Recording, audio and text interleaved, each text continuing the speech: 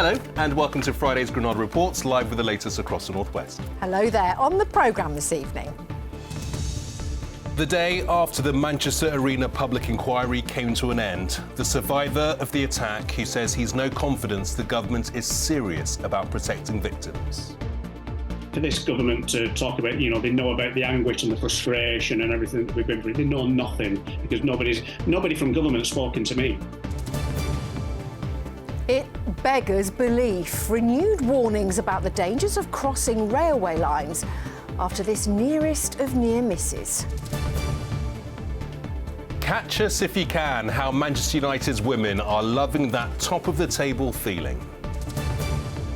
I'll be chatting to Manchester legend, in fact, simply global legend, Mick Hucknall at the end of the programme. Good old Granada reports. And we're heading into the weekend, but what does the weather have in store? I'll be back later on in the programme with a full forecast.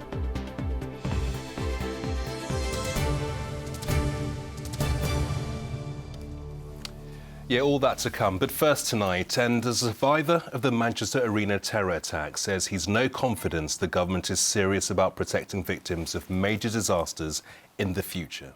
Earlier this week, the Justice Secretary, Dominic Raab, outlined plans for what's described as an independent public advocate, a new official whose job it will be to support and speak for people affected by tragedies like Hillsborough, Grenfell and the Arena attack. But Martin Hibbert, who was left paralysed by the attack in 2017, says he doubts the new office will have enough power.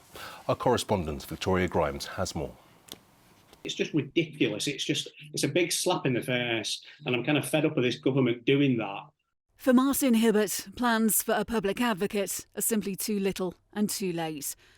He received the news in a letter from the Justice Secretary the day before the conclusion of the Arena inquiry. All it is words and letters on a piece of paper. It doesn't take a rocket scientist to work out why that was sent the day before the report, given what we know now. On the night of the Arena attack, Martin's life changed forever. He says he and other victims have had little support from government. For this government to talk about, they know about the anguish and the frustration and everything that we've been through, they know nothing because nobody from government's spoken to me in 6 years. We've had to fight every single way of even through the inquiry, we weren't able to get legal aid. And it's just and then you find out that the terrorists can get legal aid. And it's just, sometimes I wonder what country I'm in. Earlier this week, Dominic Raab outlined plans for an independent public advocate. To put victims and the bereaved at the heart of our response to large-scale public disasters, to make sure that they get the support they deserve through public inquests and inquiries, and to make sure they get the answers they need to move forward with their lives. It follows years of campaigning by the Hillsborough families who fought a long and lonely battle for justice. But those same families say from what they've heard that Dominic Raab's advocate still won't have the power to compel public authorities to tell the truth at public inquiries. We found with Hillsborough, which is where the duty of candour comes from, that things don't seem to change at public inquiries. Organisations are defensive in their organisation and don't necessarily bring forward the truth. So that's what we want. We want the truth. You speak to the Hillsborough survivors, they've had to do this for over 30 years. Do you have confidence in the government to deliver this, Martin? No. Not at all. They're not going to have any powers. So it's just at best it's probably a signposting service, which is not what we need. Google did that for me. We don't need that. We need public servants to sit in the stand and tell the truth, not cover things up. He says they'll keep on fighting until all of those affected get the help they deserve. Victoria Grimes, ITV News. Yeah, powerful words from Martin there. And in response to that story, the Department of Justice pointed to the House of Commons statement you saw part of in Victoria's report.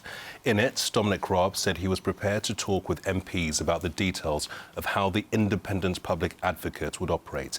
He added that the process would also include consultation with victims and bereaved families.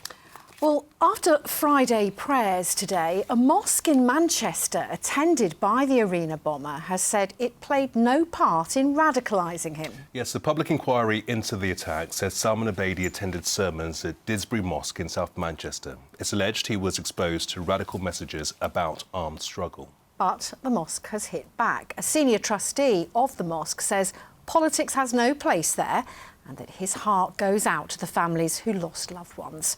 Tim Scott has more. Some of the evidence given on behalf of the mosque about the association of the Abedi family with the mosque was unsatisfactory. The evidence given on behalf of the Didsbury Mosque could have been more helpful in enabling me to get to the truth. Criticism of Didsbury Mosque by Sir John Saunders yesterday as the final report into the Manchester arena bombing was published. Today, we met mosque trustee Mohammed Hayat, who wanted to refute some of the report's claims. He began, though, with a message to the families of the 22 victims. I want to assure the families that we have nothing to do with the radicalization of that person. If we knew of any intention that he had, we would be the first to report him, and I'm saying this on camera now. We all want the truth, and we want this not to happen again. We want to take measures that this does not ever happen again. And of course, our feelings, there are no words to console really the families.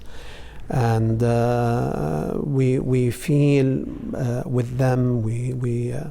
So that inquiry, I hope they find some comfort in that inquiry. Was the mosque used for political meetings? No, and this is, the politics is out of this mosque for a long time, not now, before the Libyan war. If you allow people to start talking about politics, it's endless, and it'll be a big distraction for us.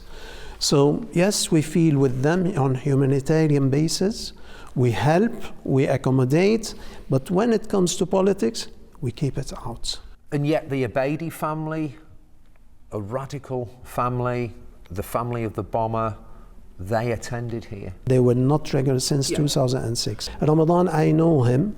I never sensed or never felt that he had these radical ideas, and it wasn't existing anyway that time. It only started showing after the Libyan war. This is in 2011. Yeah. By that time, he's already left. Yesterday, the mosque was accused of willful blindness, that the leadership here didn't want to offend either side in the Libyan war, and that as a result, it maybe didn't take notice of what was going on here at the time. What do you say to that? We have sent written evidence to the inquiry to address this issue and to tell them and to show them in evidence how much we were in control, how much we were aware of the problems that were on hand and what measures we have taken. We feel that they have been ignored maybe, or not regarded seriously, or I'm not sure what happened, but all the evidence was there. Well, next tonight, and 10 men from Bolton and Wigan have been charged with sex offences against children. The men were all arrested by a specialist unit set up by Greater Manchester Police. Well, our reporter Claire Hanna's outside GMP headquarters now. Claire, tell us more about the operation. Well, this investigation was launched in 2018 when a number of girls came forward to say they'd been victims of sexual exploitation over a 2-year period in the Adlington area of Chorley and the Blackwood area of Bolton. Those girls, at the time these alleged offences took place, were under 16, which did mean they were underage.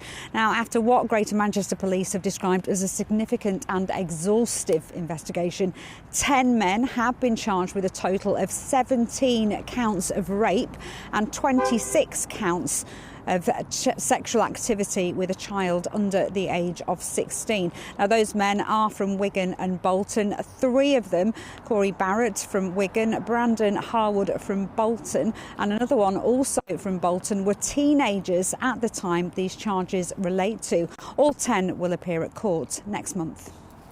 Claire, GMP also wants to remind everyone watching tonight how to spot the telltale signs of grooming and potential child sexual exploitation. Yeah, they've given us a list of things to look out for. They include your child going missing or regularly coming home late, skipping school or getting into trouble at school and being disruptive. Also, bringing presents or gifts home they can't explain properly. Mood swings. They also say unexplained injuries, things like cigarette burns or bruises, could be signs that the child is being abused, and say the child dressing differently in a more sexualised way or being over-friendly with strangers. Spending more time online too could be a sign that they're a victim. That's either on social media or on apps or games. Also, in the past few years, Greater Manchester Police have been criticised for the way they've handled child sexual exploitation investigations in the past. Tonight, they are stressing they take any reports of this type of crime extremely seriously and say they will act on any information they're given. OK, Claire, outside Greater Manchester Police headquarters, thank you. Well, next tonight, the unbelievable footage from a high-speed train that shows the moment a man just misses being hit on a pedestrian crossing. Yeah, this footage shows just how lucky the man was to survive. He was just a split second from tragedy. The incident happened back in January at a crossing near Runcorn, but Network Rail have released the images to warn others of the dangers. Well, our correspondent Mel Barham is with us. Now, Mel, this man is very lucky. You could also say he's very stupid. 100%, Anne. I mean, this is, as you say, quite incredible footage showing how a pedestrian misses being hit by literally seconds. Take a look at this. The footage was taken from the onboard driver CCTV of a high-speed train that was travelling from London to Glasgow, and you can see just how close the pedestrian gets to being hit at this crossing near Runcorn. Now, if we slow that footage down, you can see a bit clearer just how the man is walking over that crossing without any apparent awareness of the oncoming train, and just how heart-stoppingly close he comes to being hit.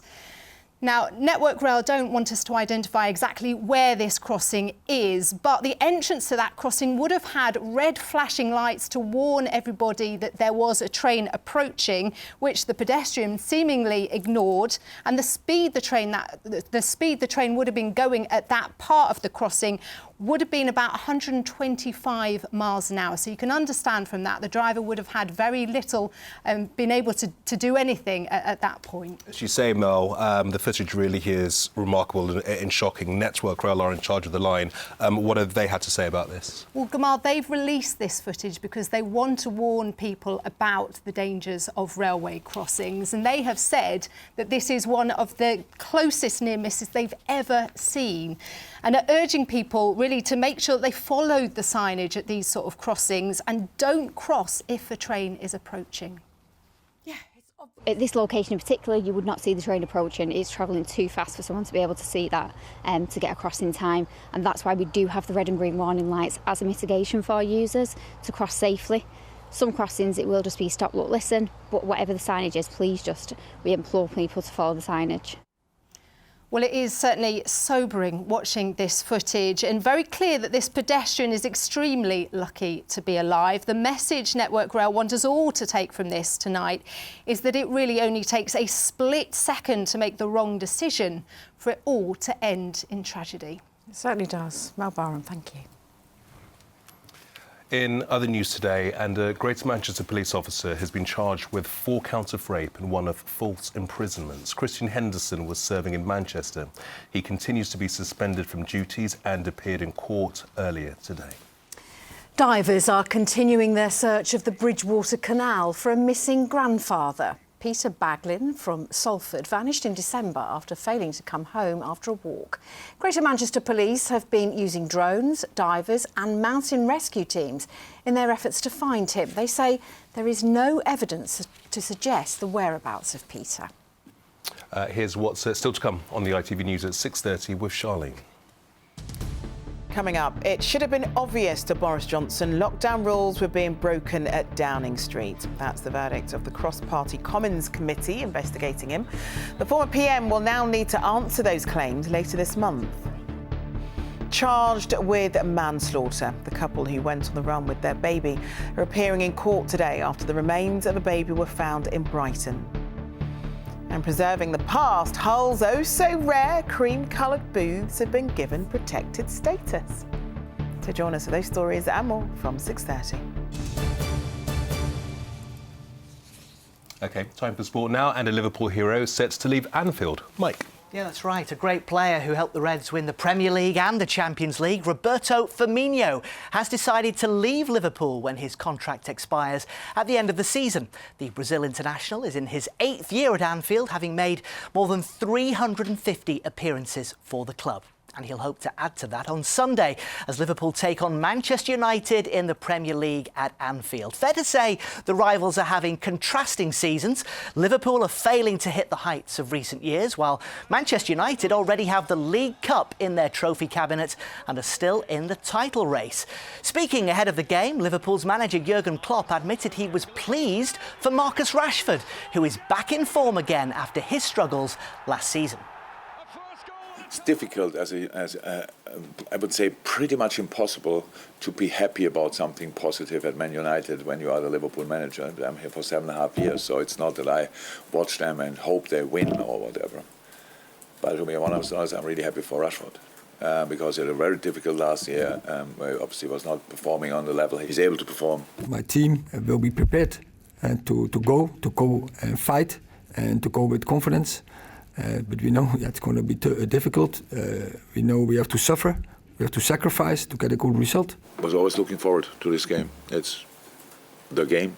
United is quite a big club as well, and so always when we face them, it's massive. Obviously, the whole world will watch it, and I would watch it if I'm not here. I'm looking forward. I know the ambience, the atmosphere will be great, will be hostile against us, and we like it. Well, next to the race to be crowned champions of the women's game, it's already been a great week for Manchester United, with Mary Earps named the world's best goalkeeper by FIFA. And this weekend they can strengthen their position at the top of Super League. United take on Leicester at Lee Sports Village on Sunday. As you can see, it's tight at the top, but as David Chisnall reports, the Reds are happy to be the ones being chased. The battle at the top of Women's Super League is hotting up, with just 6 points separating the top 4. Manchester United lead the way over Chelsea, Manchester City and Arsenal, but they know any slip-ups and they'll go from being the chased to being the chasers. Would you prefer to be leading the way or be the one going, right, I'm going to chase you down? I think for me it's always leading the way. From putting your best foot forward each and every day, and when you're on the top, people are chasing you. But ultimately, you've got to make sure that you stay there. Everyone will say a psychological advance is to be the chaser, then it's to be the underdog, then it's to be the one on top who's everyone's chasing. So as a manager, as a coach, you will, motivate your team with the words that, now you're the underdog, or now you're on the top of the pack, you have to stay there. Manchester United raise the trophy again. Well, just like United's men want their League Cup win to be the catalyst for more success, United's women hope winning a first ever piece of major silverware could do the same for them. To win a cup or to win, a league is the desired outcome, but it gives you that belief, that momentum, that almost that experience of knowing what it was like to get there. And that's what we're seeking. That's what we're actually trying every day. That's what we turn up to train every day, to give our best. If you try hard enough, I believe that you're working towards that goal. I feel that we'll achieve it. This team can achieve anything they want. This week, United's Mary Earps was named as FIFA's best goalkeeper in women's football. She was one of 5 United players called up to the Lionesses squad for the recent Arnold Clark Cup tournament. Despite being part of the Euros winning squad, Nikita Paris wasn't selected. With the World Cup this year, the forward, who's from Liverpool, is focusing on success for United to boost her chances with England. Yeah, it does play a part, but ultimately all feeds into one thing, is winning. The more you win, the more you put in a good performance, play well, it gives yourself the best possible chance in both areas. And ultimately right now I'm with Manchester United and I want to win trophies for Manchester United, win games for Manchester United, and that's what my focus is to the end of the season. When the World Cup comes around, then I can think about that. With 9 league games left and an FA Cup quarter-final to come, Nikita and United know there's plenty at stake for both club and country. David Chisnell, ITV News, Manchester.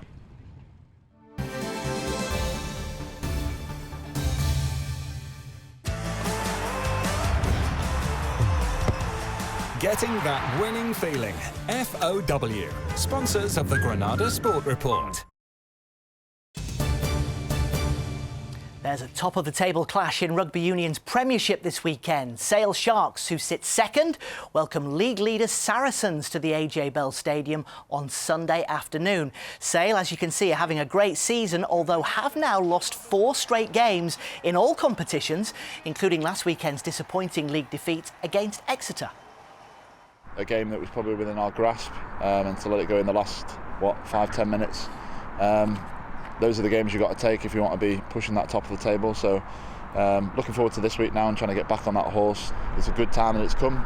We look forward to playing at home. We want to make that place a fortress. So hopefully we'll be back to our best this weekend. That is your sport tonight. Mike, thanks very much. Now to a simply global star whose roots are quite simply cemented right here in the Northwest. Simply Red frontman Mick Hucknall has enjoyed a career spanning over 40 years. Yes, and I'm old enough to remember classic songs like Stars, Holding Back the Years and Fairground. Just some of his hits. Now he's releasing brand new material. Our entertainment correspondent Caroline Whitmore caught up with him on home turf earlier today. Something got me started and I love the thought of coming home to you. If you don't know me. Mick Hucknall, you've had a career spanning 12 studio albums, 5 of which were #1. Over 60 million album sales, and now you're back with a brand new album, Time. Is it good to be back for you? Yeah, I wrote these songs during lockdown on an acoustic guitar. Instead of paying tribute to somebody, what are you? And then I started thinking, well, I'm a boy from East Manchester who learned how to live in the world. You know, I've had like a global career, and that's great, but who are you? Better with you, always. It's so good to be together. The song Better With You emerged in the spring of last year. I'd look out in the audience and I'd see 1 or 2 empty seats. I thought, my manager said we'd sold out. What are these empty seats? And I'd see people crying and that empty seat next to them. And it suddenly dawned on me that that might be her husband who's not there anymore. By the end of it, they were standing up and smiling. You really saw the kind of healing benefits that music can bring to people. It was a beautiful thing. Better with you. There's a bit of a debate. Is Simply Red because of your hair or because you're a United fan? Because of my hair. I'm quite happy that it's associated with the club. That's fine. But obviously I've had red hair all my life, and it's just, that was among the more pleasant names that I was called at school. Well, I need to ask you about this weekend because my little 7-year-old son is a massive Liverpool fan. United are playing Liverpool. I guess you still follow the club. Well, of course, and I'm really happy that we're doing well. We've actually got some hardware back in, and he strikes me as somebody that's ambience that Sir Alex had. Being from the Northwest, these are 2 red teams, so I can't lose. Predictions, what are you thinking? Well, I want a Manchester United victory, and an away win, coming away with 3 points would be fabulous. So you want my 7-year-old to be in tears? Tough. Brilliant. Tough love. I love going to Old Trafford. There's been times where I've had to have a picture with somebody or sign an autograph and I miss a goal. Oh, that's not funny. It's not funny, no. Which is the one song that you know everyone is waiting for you to sing? It's got to be Holding Back the Years. Holding back the years. Still visualise when I wrote that song as a 17-year-old in my bedroom in my dad's house in Denton. I'd only learnt to play the guitar a few weeks before, and I only knew 3 chords. I mean, it's almost as if you say, well, why did you bother writing anything else after that? You know, just be a one-hit wonder. It's been lovely chatting to you. Back on home turf. I've not really seen the city in a number of years. Changed a lot, hasn't it? Unbelievable. Yeah. I'm so impressed. You've got a brand new album out. Best of luck with it. Thank you very much. He's looking well. Yeah, that was simply a lovely chat. Wasn't it fantastic? Yeah.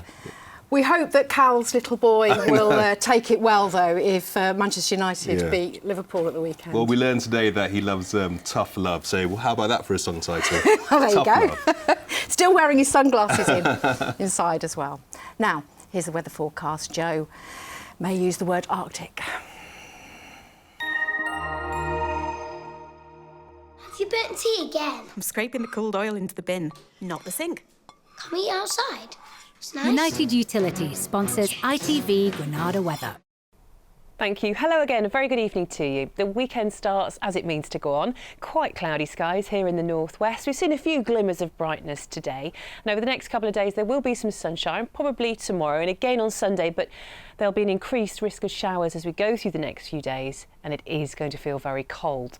That will be the theme as we go into next week. We replace the yellows on the temperature contour sequence with blues. We're going to experience a plunge of Arctic air going through next week, which will very readily turn showers to snow on higher ground, chiefly for northern areas and eastern parts of the country, but do expect some in the Pennines, the Lakeland Fells, and as we go through Monday, Tuesday, Wednesday next week, perhaps even further west. Of course, we'll keep you posted on that, but back to this evening's details. All very quiet out there. Here in the northwest of England and for the Isle of Man tonight, it will be dry with long breaks in the cloud, allowing temperatures to fall away, particularly for Pennine areas and parts of Cumbria, the Lakeland Hills below freezing. Other areas where there's a little bit more cloud cover, probably 3 or 4 degrees. And as we head into tomorrow morning, winds in general are falling quite light. Tomorrow then, first of all the sun times. It's up at 6:53, setting at 5:53 tomorrow evening. Saturday, not a bad day at all for our part of the world. Quite a cold start in places, but lots of sunshine around through the morning. Into the afternoon, holding on to dry weather, slightly more cloud bubbling up at times, but winds are falling very light, and 8 or 9 Celsius isn't too bad for the time of year. Could be a little bit frosty again tomorrow night, with a few showers to come on Sunday. Bye-bye. It's a little bit burnt. United Utilities sponsors ITV Granada weather. Wrap up warm this weekend, folks. We'll see you next week. Bye-bye. Good night.